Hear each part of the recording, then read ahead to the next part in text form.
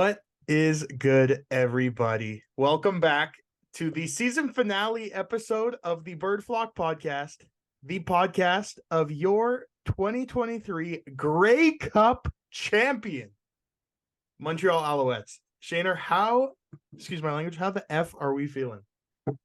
Unbelievable, man.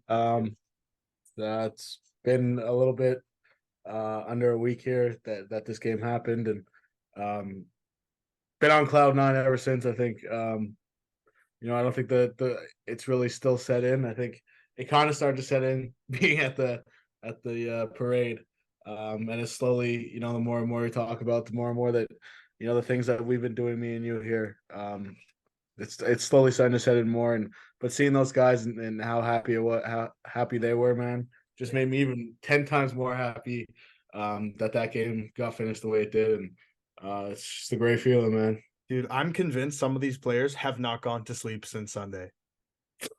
Probably. Like, there's some guys, I see them post stories at 3 a.m. and then they're meeting Mayor Valerie Plante at 8 a.m. Like, these guys are not sleeping. I don't blame them. Dude, I didn't play in the game. Real. I didn't play in the game, and I don't feel like I've lived a life since then. It's fucking insane.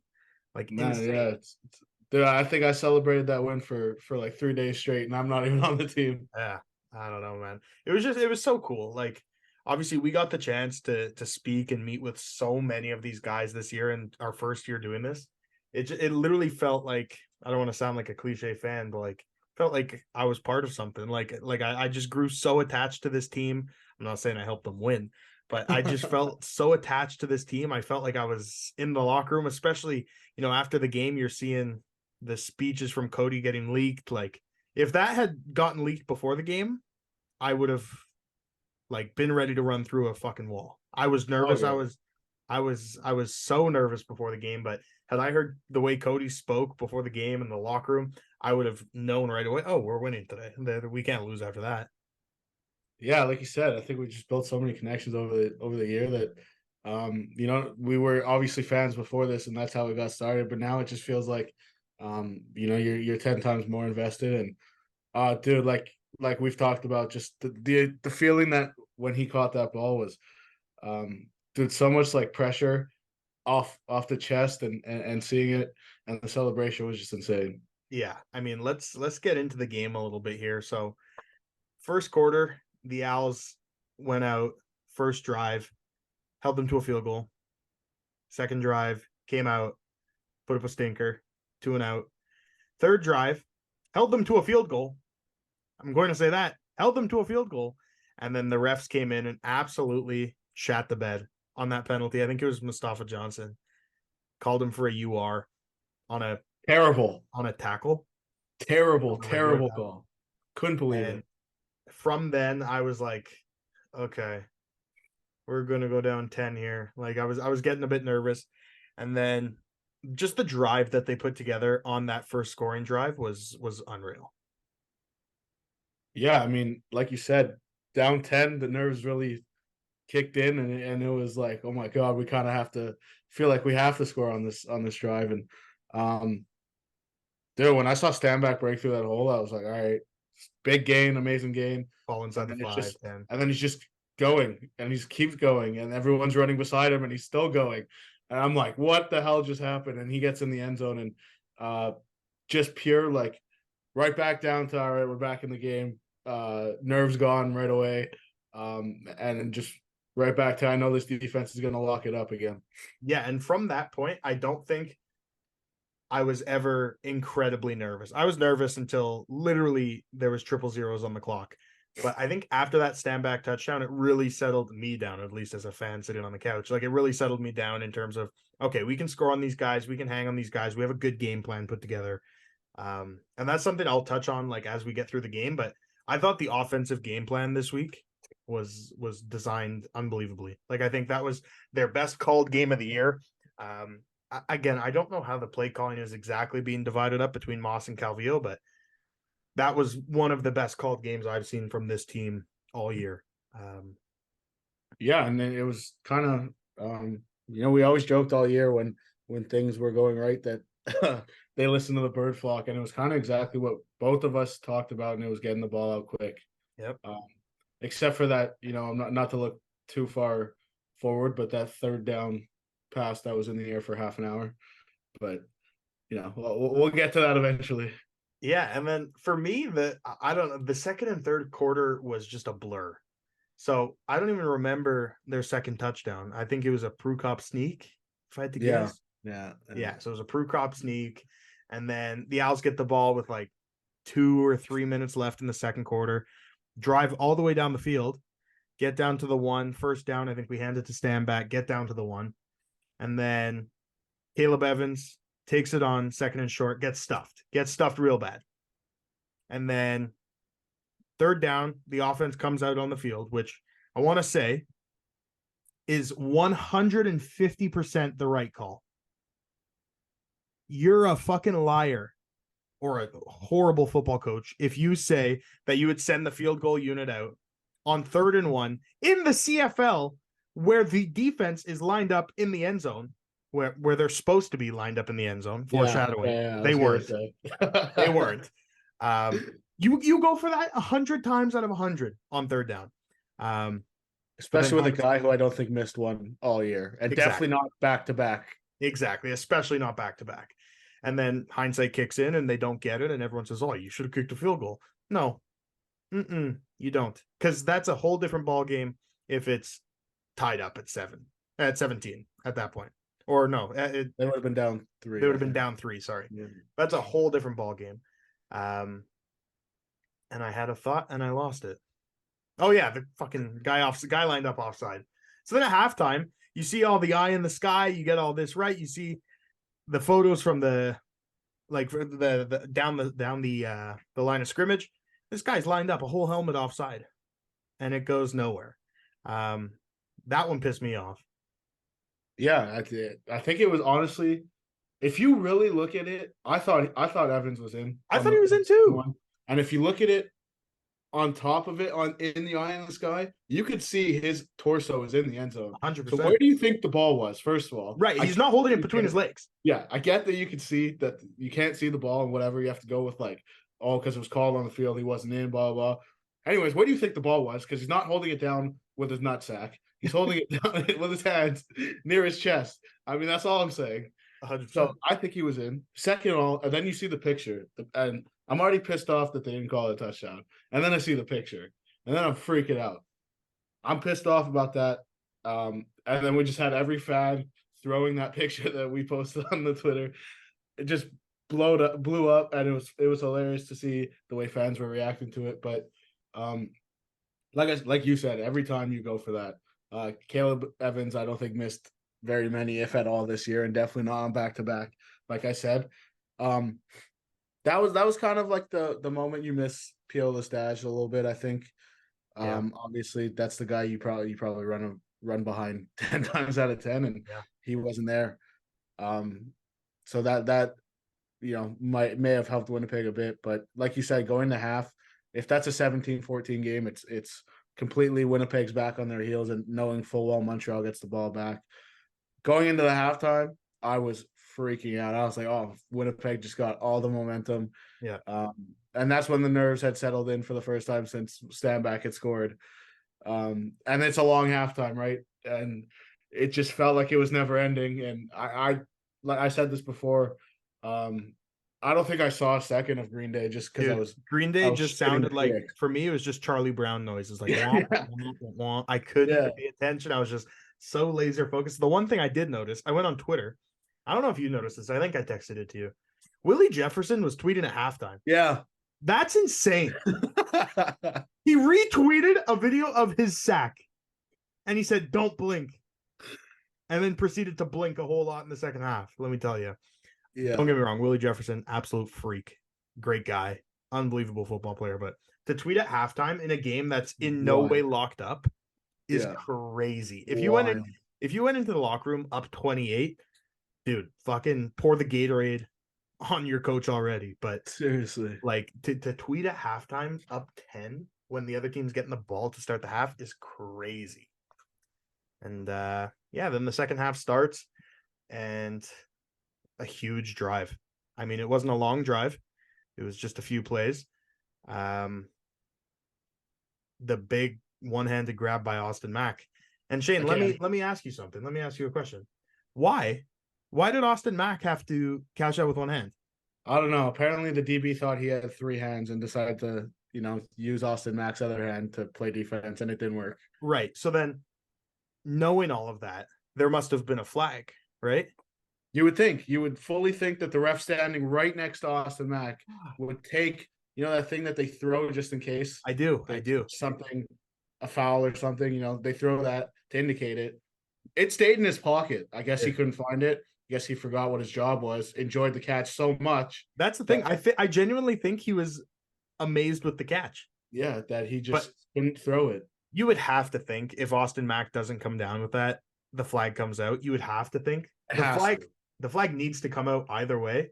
That's how, refs are taught to do their job, their only job. But you would think. And then the very next play, right down the seam, Cole Speaker, Cody, great ball.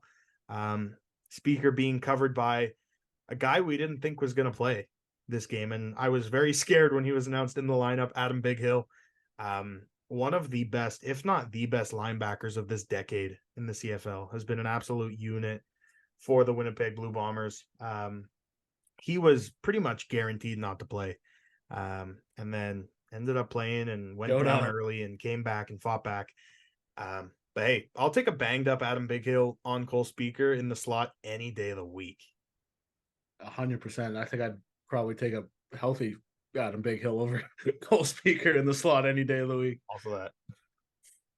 Yeah, that was just electric. And the way that Cody looked comfortable in the pocket was something I feel like at times we didn't see a lot of this year. But I get he came in and he trusted the game plan, and him too. He must have loved seeing a banged up Adam Big Hill on Cole Speaker, right away on the line. I don't think there was another read for him. I think it was I think it was from the start. He was going there, and then we get to the touchdown, man. Yeah, just electric. And then this is where it all blacks out for me again. This is where it goes. Yeah. I don't know when Winnipeg scores. I know Prukop had like a 4-yard QB sneak or something, but I think that was after. Austin Mack scores on a little screen from 12 yards out. Great blocking downfield. I think it was Nick Callender all the way up the field, blocking either the outside back or the half there. He made a great block. Austin Mack basically walked into the end zone.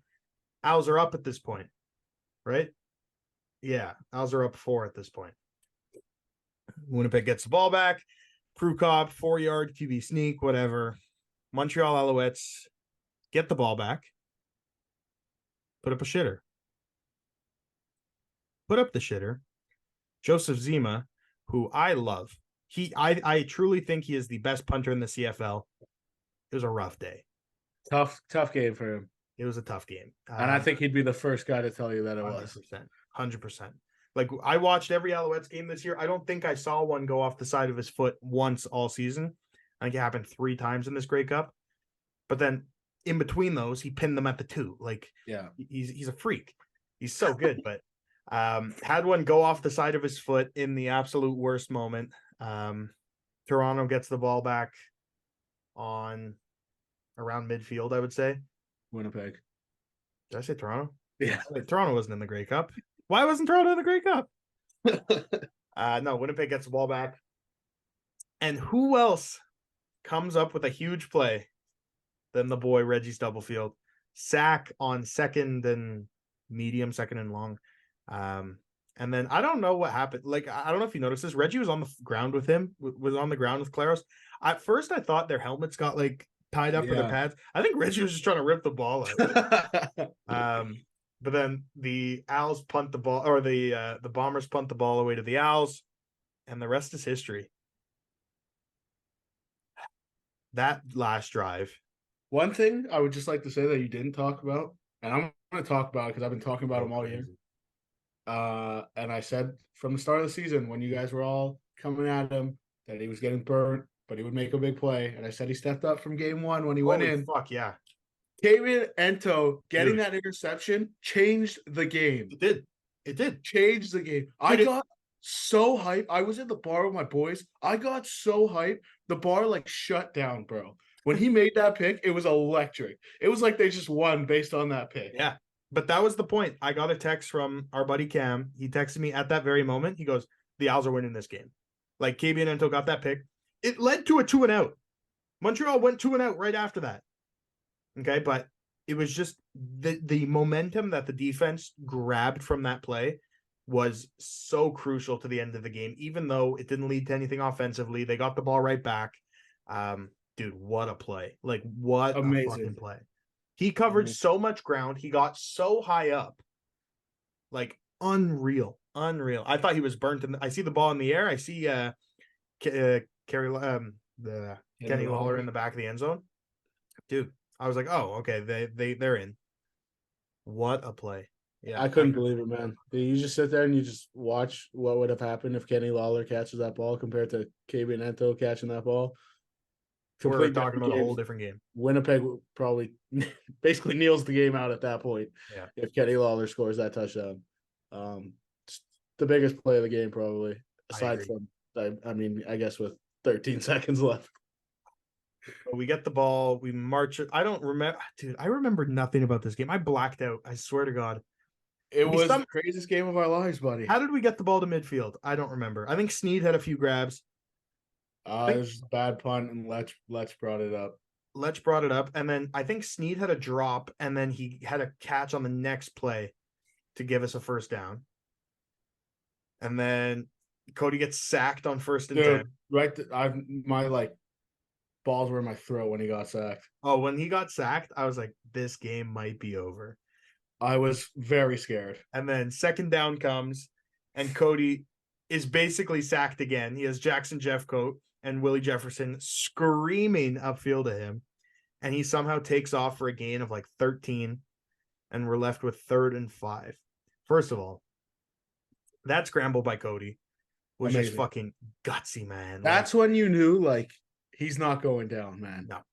He's giving it. If he has to run for the next 5 yards and for the 30 after that, he's putting this team on his shoulders, man. Yeah.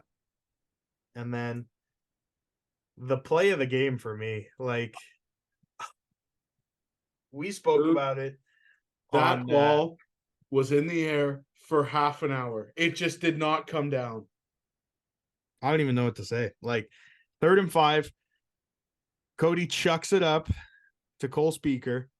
And like Shane said, that ball was in the air for 37 seconds. It felt like.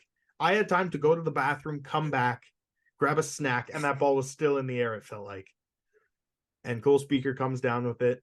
And at that point, I was like, holy shit, we're going to win this game right now. I didn't think it would be on the very next play. But a play that I don't think a lot of people, including me, expected them to call. That is, I was expecting the typical Phil Potter Sneed slant and let 100%. Them try and get the five yards.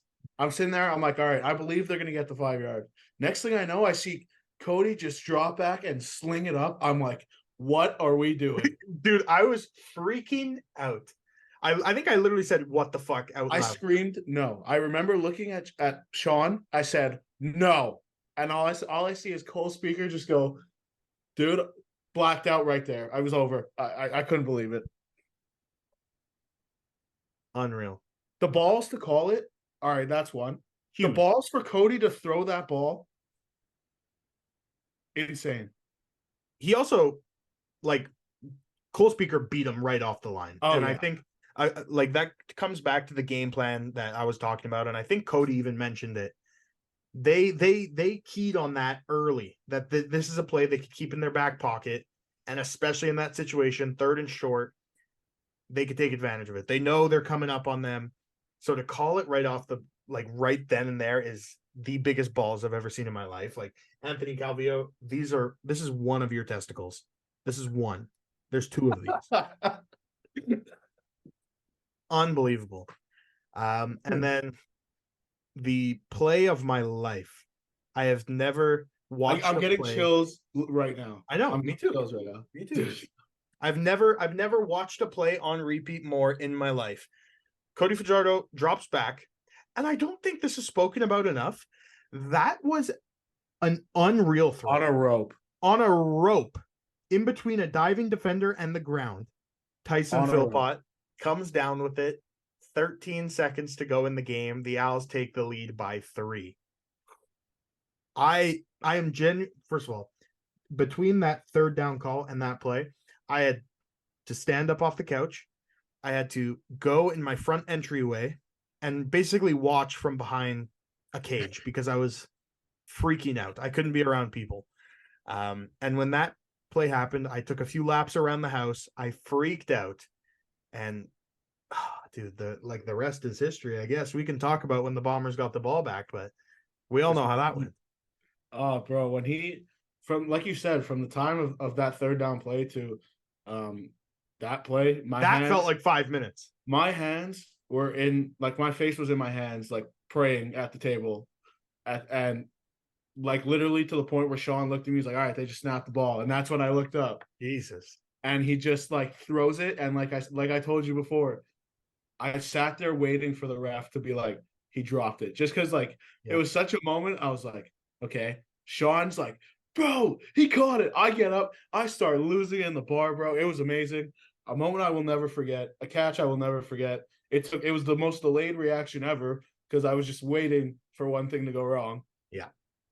But it was a catch I will never forget for the rest of my life. I'm not exaggerating when I say I think I've watched that video 200 times. Oh, I've dropped it. I've watched it way too many times. Like, I think I've watched, even in French, like the call in French was great. The call over the radio was great.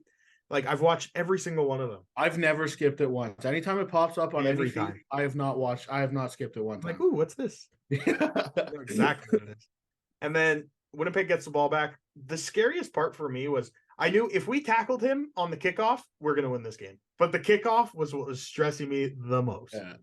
Not to doubt Byron Archambault, who has one of the best special teams units in the league all around, I would say. But the stress I felt during that kickoff, the first down, whatever, then the second down, I don't get the decision at all. I don't get the decision to grab it and punt it at all. I don't care. I don't give a fuck. I do not care. What killed me, though, I almost called it. Reggie almost came down with that ball. Reggie went to fight Dequoy for it. And then I thought, like, dude, I'm like, if Reggie comes down with this ball, we might win by 10 because he's taking that back to the house. But holy shit, man, what a game. Just recounting this story on the podcast, I have goosebumps. I have chills. I just want to go watch the game again. I know. I think if I watched the whole game over again, I would have the exact same emotions of every play that I did the first time. That's the worst part. Yeah. Oh, man. Electric. It was just the timing of everything. Everything was timed up so well. I also want to say I don't hate many players. And I don't hate him for any other reason. Brady Oliveira is so goddamn good at football. He's so fucking good at football. I hate him. He's so fucking good at football. It got scary in the first half when you realize, like, if they're up and they get to just pound the ball with him, it's scary hours. Dude, we have 270-pound defensive ends meeting him at the D line, at the line of scrimmage, and Brady Oliveira is falling forward for 4 yards. Yeah. Insane. So then party goes on. The boys are popping bottles in the locker room. We're messaging some of the boys. We know how fired up they are. And it comes to Wednesday, Shayner, the parade. I wasn't able to make it because of a work thing, and that was not happy. Anyways, Shayner, talk to me a little bit about the vibe downtown, the parade, all that. Dude, don't leave out any details. It was honestly, driving down. It's like I don't really know what to expect. I know Montreal likes football, but how much do they like football is kind of the thing. And I think now it's just going to help grow the game. But going down there, I was like, all right, like, what are we getting here? And I show up, and it's just a crowd of people. And I was sitting there where the bus is left, just a crowd of people. And the way Cody came out and everyone starts screaming like MVP. And then he goes back inside, and then everyone's screaming ole, ole, ole. And just the vibe was electric. And then the players come out a couple minutes later, and the crowd erupted. And right from the start, the players were on top of the buses, like throwing beers out, like the boys are ready to go. And then just walking with the crowd, and seeing the players on the buses, and seeing Antwi go. He was having the time of his life. Yeah, go full on and just getting the crowd going. And Tyrell Richards with the, I don't think he put a shirt on for like the last 3 days. There's a few guys who have not had a shirt. Mustafa Johnson has not had a shirt on. Bev, when we were taking the Grey Cup, everyone's wearing their jersey or their Grey Cup shirt. Bev's shirtless lifting the Grey Cup. That was iconic as hell. There's a few guys who have not put on clothing since Sunday night at like 9:30. Dude, Tyrell Richards just sitting there on the float, and he's just getting the crowd going. And you sit there and you look at a guy like Joe Zima, and he's just sitting down, just like, wow, man. Yeah. Like you can see it in his face, just like, what just happened, And then you got, a bunch of other guys that are going crazy, obviously. And then you get to kind of the end of the street and where they're doing, coming on stage and everything. And I just so happened to be standing in the right spot. I didn't know where they were going to go on stage. I just so happened to be standing in the right spot. And I'm standing like at the gate, and all the players are walking by, and so I got a chance to talk to some of them. And even like someone asked Tyrell Richards, they're like, in the last 3 days, like, what do you feel? He's like, I haven't felt anything in 3 days. Dude, I don't like it was literally just these guys are going crazy. And then seeing Reggie for the first time after the game, and dude, I thought he broke my ribs, bro. He hugged me so damn tight. It was just a moment of how happy he was, and seeing how happy he was, especially, we talk about him every podcast, but the connection we grew with him over the season, seeing how much it meant to him and seeing how happy he was made me 10 times happier, obviously. Then you met this guy. Yeah, we saw Davis Alexander. He was having a time. But then they just start calling the coaches up, and LBJ comes up with a beer, starts chugging a beer, throws it in the crowd, bro.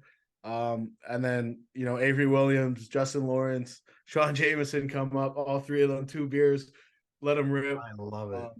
And then Mustafa comes up and throws his jersey in the crowd, bro. Yeah, obviously he didn't want a shirt. It was electric. And then just some of the speeches, Pelado came on, he talked about the team. Danny Mac came on. You could see how much it meant to him. He was starting to get emotional. Danny Mac was popping blood vessels in his head. Yeah, he was getting emotional. And then Jason Moss, he's not a guy of many words, but he came on and tried to give the best speech he could to Montreal fans. And then just the Quad grabbed the mic, and that's when the crowd went nuts, bro. Nuts. It was electric. And then it stops for a little bit, and we're like, oh, okay, they're just gonna start dancing, whatever. And then Cody comes out from the mess, bro, with the mic, and just gives the best speech of my life. Dude, I was ready to run through a wall for that guy again. If you haven't seen it, it's posted on our Instagram, on our TikTok. Dude, that was crazy. I couldn't believe. I was like, I know he's coming with the mic, but what is he about to say? And then he said it, and I was like, oh my god, fuck you, dude. Amazing. I couldn't do it. And then Reggie grabs the mic, and I don't know what was going on, but he was having too much fun. Oh man. Unreal. But, like, just going from not expecting how many people are going to show up to seeing the crowd of people showed up. CFL, don't ever try and take this goddamn team away from us again. Ever. Because these guys showed out and showed support for this team. And it was electric being there. And I didn't even have a beer. Not once did I try and have a beer, not anything. And these people were just going off. And it was just amazing to watch, man. That's unreal. Man. That's going to be one of my biggest regrets in life, is not being able to go to this parade. But I have a good feeling within the next few years I'll have the opportunity to go to a few more. I have a very good feeling about that. Shayner, you and I have been doing this podcast 1 year. We are 1-0 as podcast hosts, Unbelievable, champions. Man. What a year to start. Because if we started this year, everyone would be like, oh, you're just starting because, they just won the Grey Cup. We literally went from rock bottom to the top of the world. Yeah, we started a podcast. We're like, this is going great. And it's like, the Montreal Alouettes might not have a team this year. They have no owner. Who's going to pay for training camp? To Grey Cup champions, PKP is like, hey, give me the bill for everything. Give me the bill for this parade. Hey, you guys want to go out for dinner? Give me the bill. That's what that we went from 9th place, might not have a team. Who's our quarterback? Who's our coach? To what we've been experiencing the last few weeks, which is just, or the last week, which is just unreal. Week of my life, man. Yeah. I know we're wrapping up here, so I'm just gonna say kind of one last thing I gotta say, but it's like thanks to all the players that kind of let us along for the journey, man. 100%. You didn't have to. I know obviously we were trying to grow this thing together, but you guys didn't have to, show us the support you did, and stuff like that, and kind of let us into, it kind of felt like at some points you guys were letting us into the locker room. You guys didn't have to do that, so just thanks to all you guys and making this first year kind of special, and going out on top was definitely made it even more special. But we're looking forward to continuing to grow in our relationships with you guys. Whether that's you guys stay in Montreal or go somewhere else, we're always going to be fans of you guys. And like I said, just thank you from the bottom of our hearts of what you guys helped us do this year. 100%. And I'll just extend that to, I don't want to call them fans at all, because I don't think you and I are deserving of fans, but just being at Percival Molson this year and having people come up to us and say like, oh, I love the podcast, or, I watch this, or even having members that work for the Alouettes say like, you have no idea how much the team loves this. You have no idea how much we love this. Like, it was just awesome to see. So obviously we renewed our season tickets for 2024. We're not going anywhere. So obviously when the season comes up, we encourage you guys, come say what's up to us, come say hi, do all that. We were so fired up for that. And I just want to let you guys know the season's over, but the podcast lives on. We are not taking a break. We are not taking time off. We are going to be getting in your favorite players, talking to them about their Grey Cup experience, about their off-season plans, everything like that. So do not turn that dial. We will be back all winter, and February is coming very quick. Free agency. Shayner, I think we were going to talk about it today, but we got so into that game, into that parade. I think we'll save it for an episode later this week or next week. Talk about some of the upcoming free agents, what free agency is going to look like, what the offseason is going to look like. But yeah, just from the bottom of our heart, guys, thank you for making 1 year of the Bird Flock podcast so successful and so much fun for us. Any final words, Shayner? Run it back. We're going 2 for 2. That's it.